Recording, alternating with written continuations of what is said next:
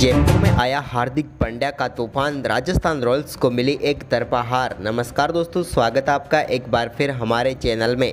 Rajasthan Royals और Gujarat Titans के बीच खेले गए बेहद ही शानदार मुकाबले में हार्दिक पांड्या की तूफानी बल्लेबाजी के चलते राजस्थान रॉयल्स की टीम को 37 गेंदें शेष रहते ही इस मुकाबले में हार का सामना करना पड़ा।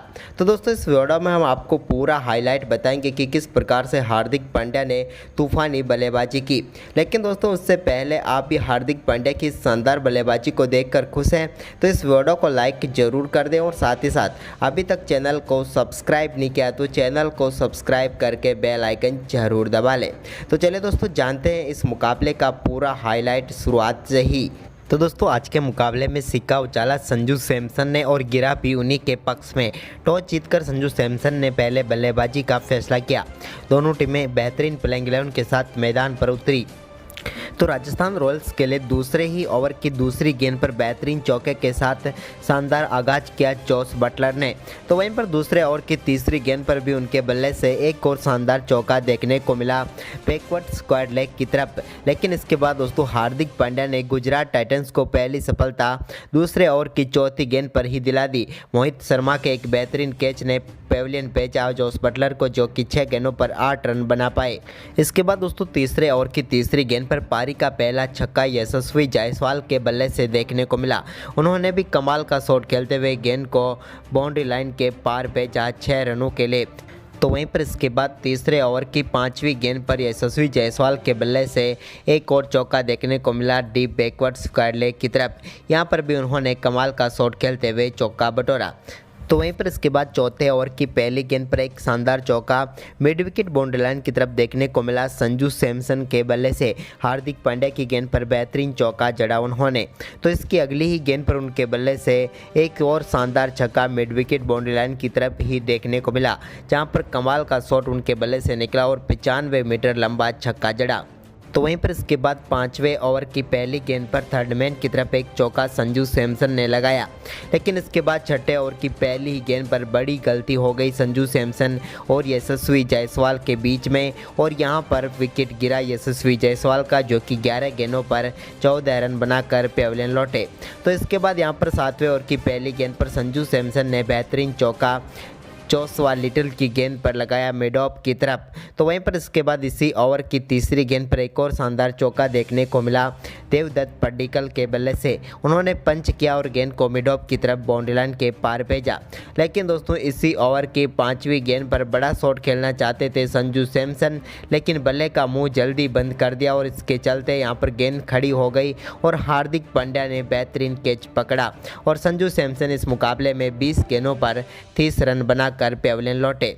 तो वहीं पर उनके आउट होने के बाद राशिद खान ने शानदार गेंदबाजी करते हुए 8वें ओवर की आखिरी गेंद पर रविचंद्रन अश्विन को बोल्ड करके पेविलियन भेजा। वो 6 गेंदों पर सिर्फ 2 ही रन बना पाए और अब मुश्किलों में फंस चुकी थी राजस्थान रॉयल्स। और यहां पर इम्पैक्ट प्लेयर के तौर पर रियान पराग क्रीज पर उतरे, लेकिन वो भी ज़्यादा कुछ खास नहीं कर पाए और 10वें ओवर की दूसरी गेंद पर राशिद खान का शिकार बने।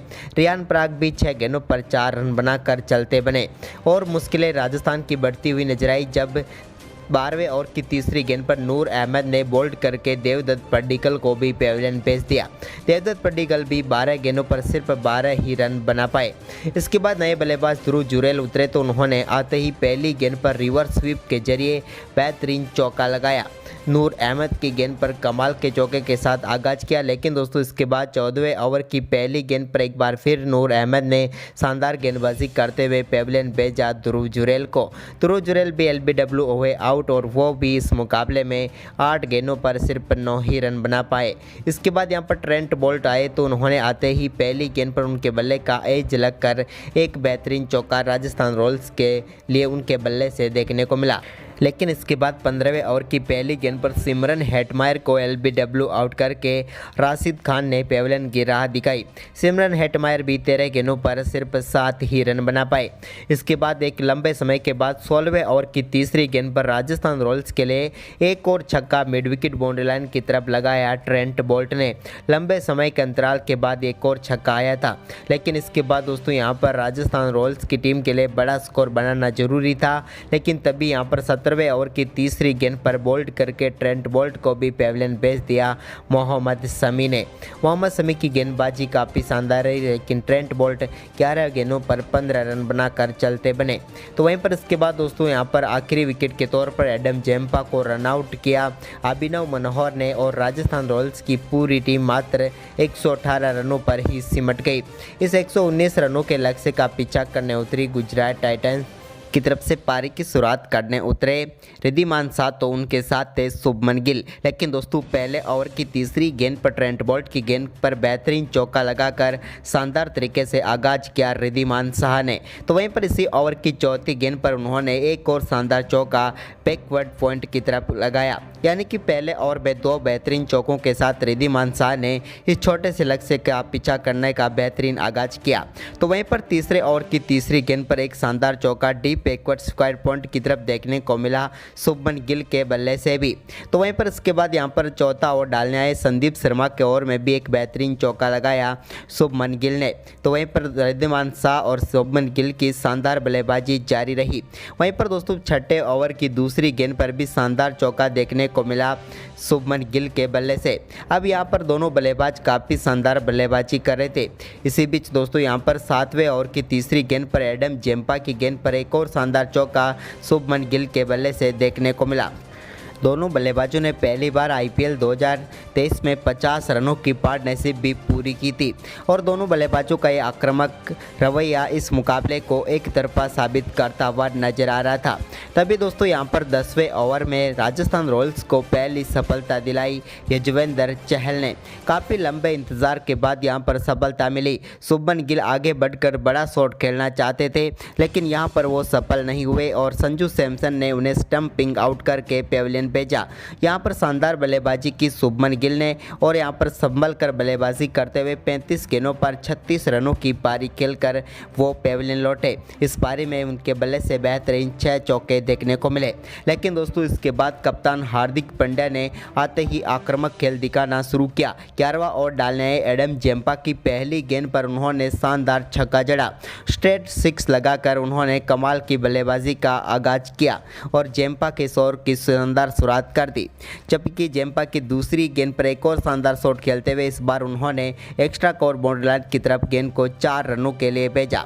तो वहीं पर इसी ओवर की तीसरी गेंद पर भी हार्दिक पांड्या के बल्ले से एक और शानदार छक्का देखने को मिला।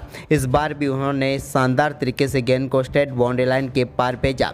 जबकि चौथी गेंद पर भी उसी तरह का परफॉर्मेंस करते हुए उनके बल्ले से एक और छक्का देखने को मिला। यानी कि दोस्तों हार्दिक पांड्या ने इस ओवर की 4 गेंदों पर 3 छक्के और एक बेहतरीन चौका जड़ा और इस ओवर में टोटल 24 रन बनाए। तो वहीं पर इसके बाद 12वां ओवर डालने आए यजुवेंद्र चहल के ओवर में भी हार्दिक पांड्या के बल्ले से एक और शानदार चौका देखने को मिला। जबकि इसके बाद 13वें ओवर की तीसरी गेंद पर उन्होंने रविचंद्रन अश्विन की गेंद पर भी शानदार चौका लगाया। इसके बाद दोस्तों यहाँ पर 14वें ओवर की 5वीं गेंद पर सिंगल लेकर शानदार जीत दिला दी गुजरात टाइटंस को हार्दिक पांड्या ने। गुजरात टाइटंस ने इस मुकाबले को 13.5 ओवर में ही 9 विकेट से जीत लिया। तो दोस्तों आज गुजरात की ये पारी आपको कैसी लगी हमें कमेंट में ज़रूर बताएं। धन्यवाद दोस्तों।